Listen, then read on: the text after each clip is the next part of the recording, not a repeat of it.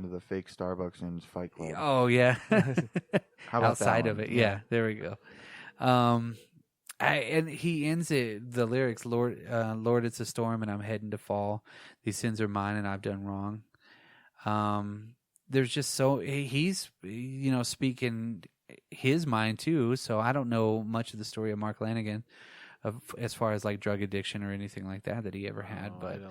But I think that everybody brings out their struggles in something in their art. Yeah, absolutely. In a way, and this is a way that they can kind of really vocalize their position in that. And I think when you have that freedom, that they had, you get to really get to the core of that. When you're with a band, yeah, you're not that's come up homogenously, like that. If that's the right word, I may have. Well, more like there's no pressure on them. Yeah, they're it's just more like, of let's do it. Yeah, it's more of a jam kind of with your buddies deal. Right. But not as chill as that, but but kind of. like, and you can say what you want to because you're around your friends. Well, and you they can all do what had you want they to had 'cause you're one with common thing, they were all trying to be sober after living that life, That and Layne Staley was trying to get to that level, basically, to be sober because he wasn't. You know what I mean? He was around all of the sober people, so to actually have that part of it. That's what Mike McCready wanted to create. Yeah, was that space for Layne Staley and a space for all of them to go and kind of be their own. Staley was a big portion of that. He was like, that was one of the. That's what he really wanted. He wanted to be around sober people, so the sober people would be like, they were close, Yeah. It's like, hey, I want you to get out of this rut. So come with me on this kind of journey that we're going to have, and this would be a very, very good spot for you to be in. Yeah, absolutely. And everybody else in that band felt the same way because they wanted to be in a safe spot too. Yeah, absolutely. So which is pretty awesome. And then we get to November Hotel. Yeah, November Hotel. McCready wrote this song, and he actually I read some old interviews from the '90s, which was kind of cool. You know what I mean? But there's few and far between about this album. With Mad Season, that's harder to find. And actually, it was harder to find than I thought it would be. Really, because this was so popular among me and my friends that I thought it was maybe you'd be able more to find prevalent. More. You know what I mean? Yeah, they'd be in more magazines or the Circus magazine or something. You know what I mean? Right. Or the AP or Rolling Stone. Or they did probably MTV. A lot of press junket stuff. But I remember reading about it. So I had been able to go to the store, the NEX thing, and bought a music magazine. I don't even remember which one. You know what I mean? But it had an ad for it in there, like just weird, odd one in the back. And I was like, why is this back here? Yeah. This should be on the front saying, hey. Yeah, hey, listen to this. Yeah. Check this out. And then, like I said, luckily enough, had that day off and was like the happiest little camper in the world. Yeah. Having that record the first time. I mean, the record Silly that you brought over tonight, I think, was an original copy of it, too, because it's got the Columbia Records deal on it. Because I think we're Alice in Chains part of that record label, too. Yeah. Columbia. Yeah. I don't... This song too, the Sony. Instrumental part of it, yeah. So dun dun dun. Are we talking about November Hotel? Yes. Yeah. So this song, Mike McCready I didn't know if we were still talking. Oh about yeah. Keep her going, Dan. There was some digression. Anyways, that's what we're good at. Yeah, but so he wrote this about his father. And a lot of people talk about Rooster from Alice in Chains, but this was actually about Mike McCready's father. And he was a Vietnam vet as well, but he flew airplanes. And if you listen to the guitars in this, it sounds like a jet taking off, or Yeah. You know what I mean? It's kind of like got the jet engine sound. Yeah, and there was, and I don't think it was with this song. I'm gonna lie for a minute, but there was something that happened with, and it was an accident that he got one of the riffs that he got, one of the, one of the main deals. Yeah, it was kind of like he was playing it, and then was like, well, there's like one string. I don't know, something to do with one of the strings or frets or something, and he was like, okay, well, that's it. Yeah, we're just gonna leave it. Yeah.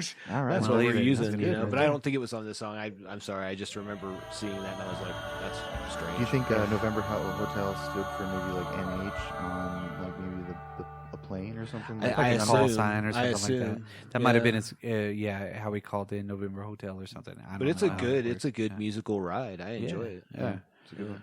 No, it's a badass song altogether.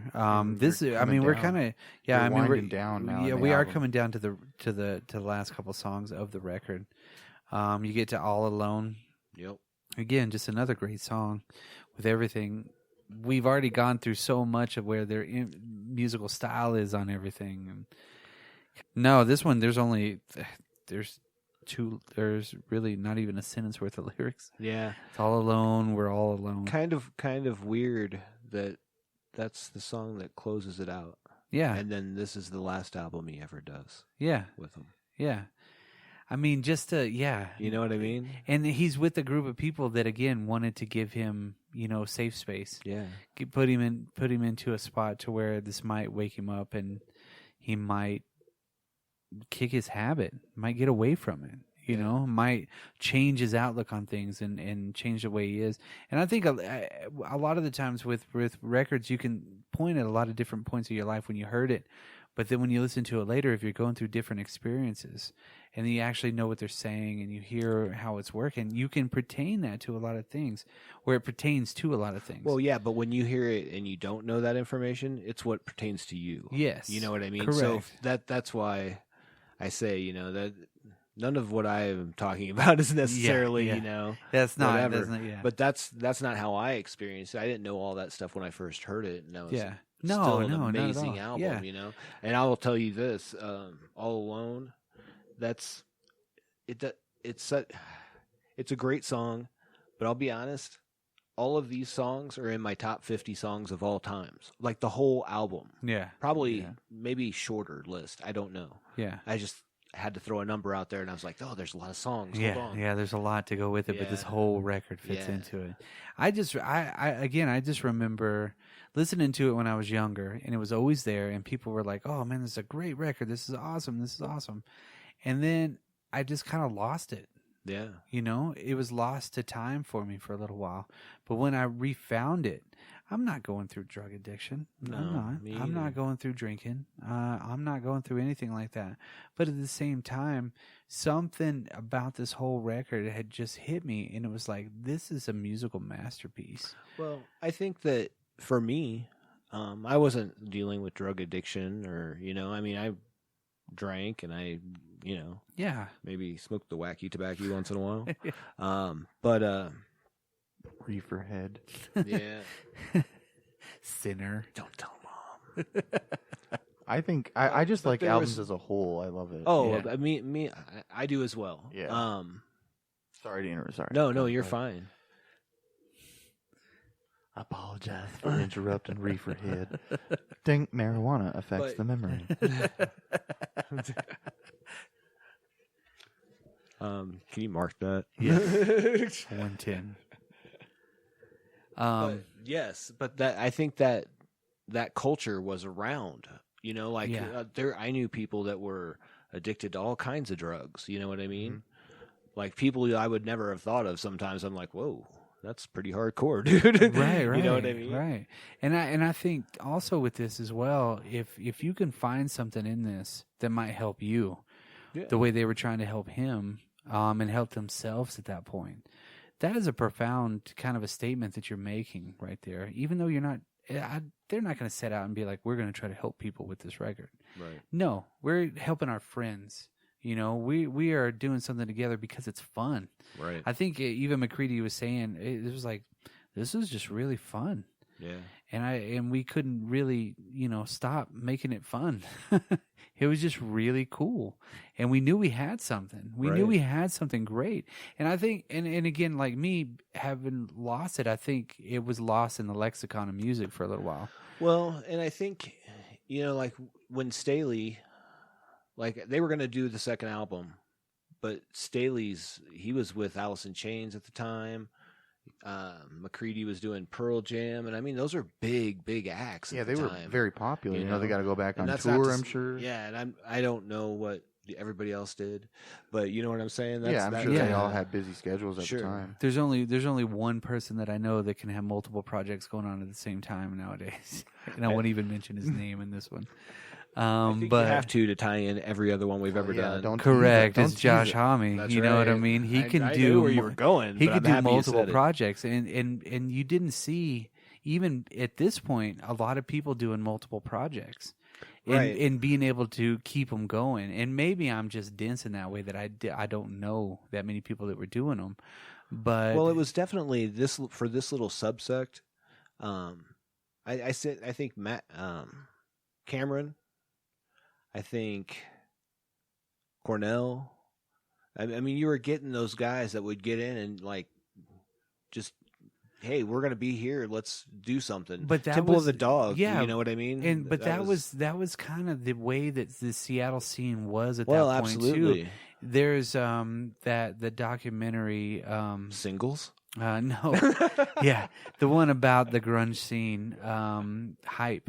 Yeah, And there's one guy that has a computer like model, and it's like an old computer. And basically he's tracing everybody that's been in a band. He's like, oh, so and so was in Skin Yard, then they ended up in this band, and then that ended up being this band. And you can see just how people work together. yeah. Like it was just like the punk rock scene back in the day. Absolutely. Like Chrissy Hine was in the fucking from the Pretenders, was in the Clash at one point. You know, I mean, those things like that. And Seattle had that hodgepodge of talent.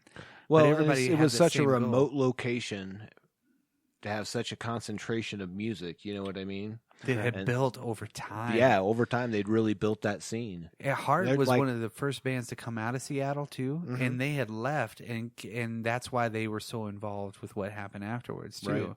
You know, because I mean, they're just one of the bands that I would mention from that time. Well, I know like McCready started playing at 11 Oh, shows at 11, and then that was before like they started letting all 11 age stuff. o'clock? 11 years old. I'm just kidding. You know what I mean? So like there was already that scene there when he was super young. yeah, So how much it evolved? You know what Nirvana I mean? I was think it playing was forever. Probably yeah. lots of house shows, I'm guessing. You know, lots of community there. Lots Yeah, of, I have no idea. And the but I mean, if community you're- aspect of making these records too, like you said, Chris Cornell, living with the lead singer of Mother Love Bone, right? Andy one Wood. Andy Wood, one of his best friends. And then after he died, the first thing that freaking Eddie Vedder did when he got off the airplane or got up there Yeah. somehow is they went and recorded Hunger Strike. Yep. I mean, you pull together this massive amount of talent, and they're all willing to just throw away any kind of convention and say, let's just do this. And you come out with records like this that was kind of almost not necessarily a fluke, but they just happened because they Right. needed to happen. yeah. You know, the impression on this record too. Again, I think that you're going to see it grow more and more and more and more over time. And anybody that's ever listened to it is like, yeah, that's a great record. Yeah. But it affects you in a different way the older that you get, and then the more that you listen to it. And it's not that they did like 3 or 4 records; they did one. Yeah. They had the beginnings of another one, and yeah, Mark Lanegan would have been the only person to continue on with everything, which would have been awesome. But even now, even if they got together to play some shows, what would they do? I mean, it would be a fucking success. Well, I think that there was an interview that I read where McCready and was like, yeah, I don't think Lanegan wants to do that, you know? No, So that's why I think when they sent him, I don't remember how many songs they had that were unfinished. It was like quite a few. like 4 or 5 maybe. No, they had quite a few. Because they did a song for like a John Lennon tribute album too. Yeah, they did a cover. Yeah. Yeah, of I Don't Want to Be a Soldier. Yeah. Yeah. Yeah, and I don't think I've ever heard that one. You know, there's a lot of John Lennon tribute albums that have gone out, hasn't there? Yeah. Yeah. Well, it's understandable. Yeah, He's a pretty it's John iconic Lennon. guy. Yeah, it's Yeah. John Lennon. Isn't he from that band Led Zeppelin? Yeah, yeah. Mhm. Didn't he play like? I think they're the ones whose jet blew up and got on fire Oh, or whatever. yeah. Oh, That he's was- in the B sharps. Yes.